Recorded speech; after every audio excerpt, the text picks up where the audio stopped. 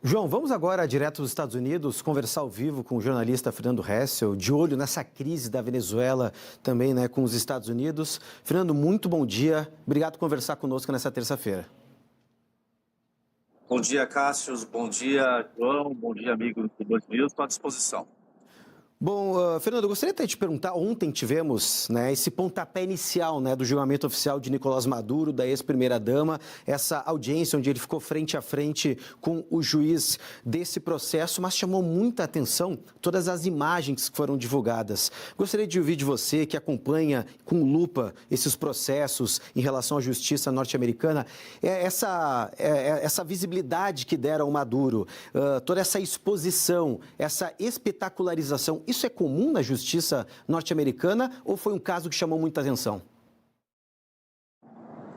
É um fato bastante interessante isso que você coloca, porque ele vai realmente em contra a um negócio chamado aqui nos Estados Unidos de due process, que é o que garante os direitos da pessoa até que ela seja condenada, né?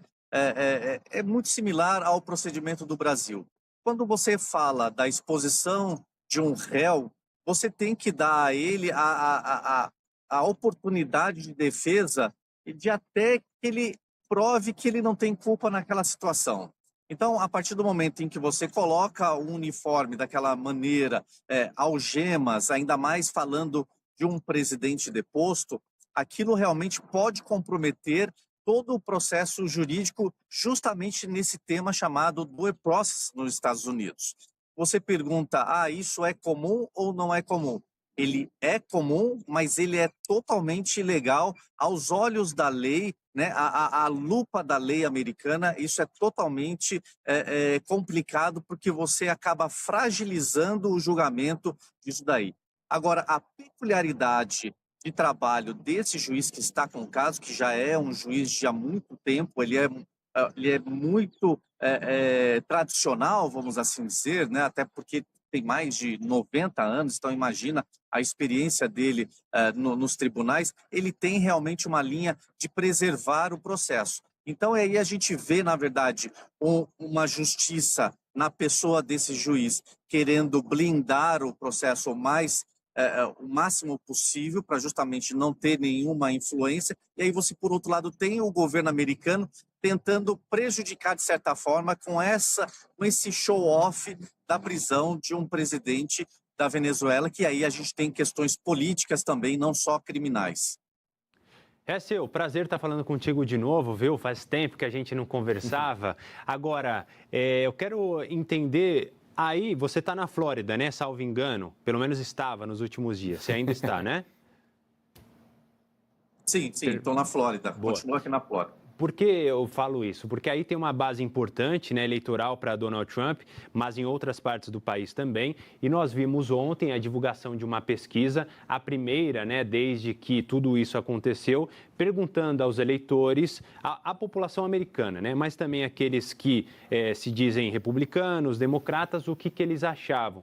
E a população bastante dividida, cerca de 33%, aliás, aprovando de fato esta operação. No entanto, quando a gente separa, né, democratas e republicanos, a diferença é gigantesca. Cerca de 10% dos democratas aprovam, o que já não seria surpreendente um número desse, mas algo que me surpreende um pouquinho é a relação dos republicanos, que chegam ali a 2/3, né, 66% aprovando. Embora antes tivéssemos uma expectativa de que nem mesmo dentro da base eleitoral de Donald Trump, uma ação militar contra a Venezuela seria visto como positiva. E não se pensava na captura de Maduro. Se pensava em invasão terrestre para combater o regime, mas sem prender Maduro, ou bombardeios e coisa que tal. Essa captura do Maduro, visto por muitos como uma espécie de troféu, pode ter mudado um pouquinho esse panorama ou é outra coisa que deve se pensar? Ô, João, a gente precisa entender de que o cenário da imagem do presidente Donald Trump, ela mudou dos últimos meses, né? A partir do momento em que você começa a ter problemas da aplicação do tarifaço, o americano sentiu no bolso. E aí eu estou falando especificamente no caso do Brasil, e não só o Brasil, mas essa política ostensiva e mal pensada de Donald Trump, na verdade, trouxe um impacto da imagem dele junto à sociedade americana. Então a gente precisa trazer um pouquinho, uns dias, uns meses atrás, para a gente poder chegar nisso que vocês estão abordando, sobre a validação dessa operação militar por parte da população americana. E aí a gente tem, no mês passado, uma pesquisa, não só uma, mas são várias pesquisas, perguntando para o americano se ele aprovaria uma operação militar contra a Venezuela nestes moldes que nós presenciamos no fim de semana. E por incrível que pareça, a pesquisa dava aí 70%, chegou a 75% uma das pesquisas contrárias, ou seja, o americano dizendo não, nós não queremos uma operação como essa. Então, isso é muito sensível do ponto de vista da aceitação dos Estados Unidos a esta operação. Algumas pesquisas estão sendo elaboradas para a gente saber o resultado disso do pós-operação militar de invasão à Venezuela. O fato é que o americano ele está muito atento ao que está acontecendo, e principalmente quando o presidente Donald Trump reúne a imprensa no sábado aqui em Mar-a-Lago, e eu estava lá presente, e o presidente Donald Trump começa a dar sinais de tentar justificar essa operação, e o americano, ele muito inteligente, por mais que algumas pessoas acham que o americano não é muito antenado a isso, mas ele percebe realmente até que ponto o Donald Trump está falando a verdade ou não. E um dos pontos cruciais é de o Donald Trump mascarar uma operação militar com as vestes do DEA, com as vestes policiais. Então, isso é uma mentira que está muito estampada, não só na população, mas como a mídia em si aqui nos Estados Unidos. Hessel, eu estava te perguntando, inclusive, né, querendo saber sobre a questão da defesa de Nicolás Maduro e também da ex-primeira-dama. E escolheram, pelo menos, advogados extremamente conceituados, que já se envolveram em casos de grande relevância. Por exemplo, o advogado do Maduro é o mesmo que defendeu o Julian Assange, que divulgou aqueles documentos, que ficou, né, pedindo, né, defesa dentro da Embaixada do Equador em Londres. O da ex-primeira-dama também é um advogado muito forte, muito importante, que é um grande negociador, né, nos tribunais do Texas. Mas em relação ao juiz desse caso, o perfil dele é mais conservador, ele é mais progressista? Isso pode influenciar de certa forma? Como é que você analisa esse contexto geral das defesas com o juiz específico desse caso? Olha, aqui nos Estados Unidos, você não tem muito essa questão da divisão partidária, vamos assim dizer, ou ideológica dos advogados. Eles precisam ser extremamente técnicos na sua atuação. Então, a gente não consegue colocar um label, né? A gente não consegue colocar uma etiqueta nesses advogados, né? No direito em si. Você consegue fazer isso na Corte Suprema ou nas Cortes Federais, mas quando você trata de advogados, o que vai pesar realmente é a experiência desse advogado. E aí você trouxe, é muito bem observado aqui, a questão da experiência, né? Ele tem também experiências em ex-presidentes também respondendo nos tribunais aqui.